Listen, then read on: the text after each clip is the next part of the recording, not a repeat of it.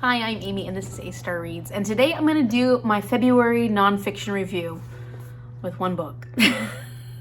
I really had hoped there would be more, but I didn't get Erebus done. I didn't finish The Secret Radical.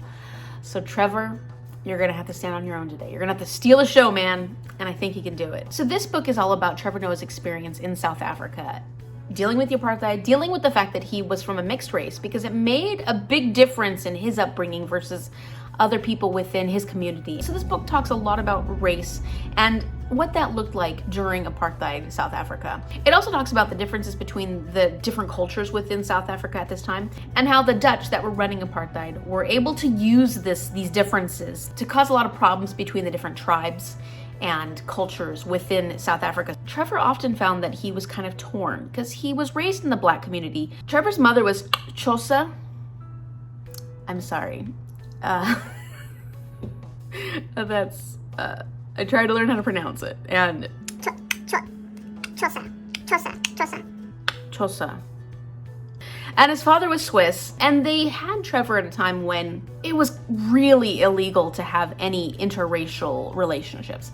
And his father was much older than his mother. They didn't actually ever want to get married or anything like that, but she wanted a son, and she wanted a son by a white man. I think it was somewhat of a defiance on her part because she never ever believed that she was any less or different than anybody else. And this was one way that she tried to push the boundaries. He struggled a lot because even within his family, because he was half white, half Black, he was treated differently. Like his grandmother was like, I can't spank Trevor, he's a white man. Whereas his cousins were Black, so they got all the punishment and they were completely different in behavior, and he got away with so much more because he was half white. And this isn't to say that it made his situation easier, especially in school and some of the communities that his mom moved them into. He really had a difficult time trying to make connections. This man had a hard time making friends, and he had a really hard time dating, and I'm like, really? We also learned a lot about his mother, who's a very incredibly religious woman, but very strong and powerful, and doesn't let what society says is correct or not correct to dictate how she was going to live her life. Not only was she living in a time when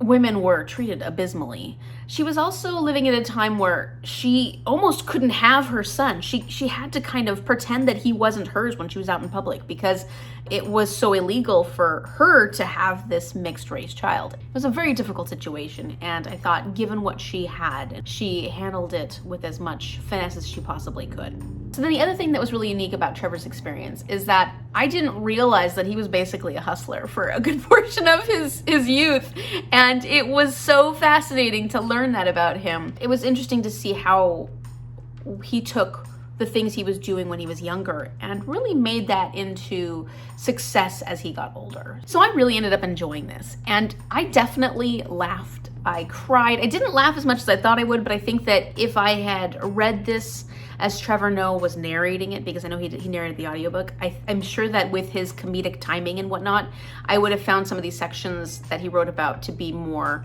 comedic. There's so much that goes into the actual delivery by the comedian that I would love to go back and listen to the audiobook of this. When it came to the writing, I enjoyed it. It took me a little time to get into it because I had to get used to his style. It was a little jumbled in places, and it read like it was written by a comedian.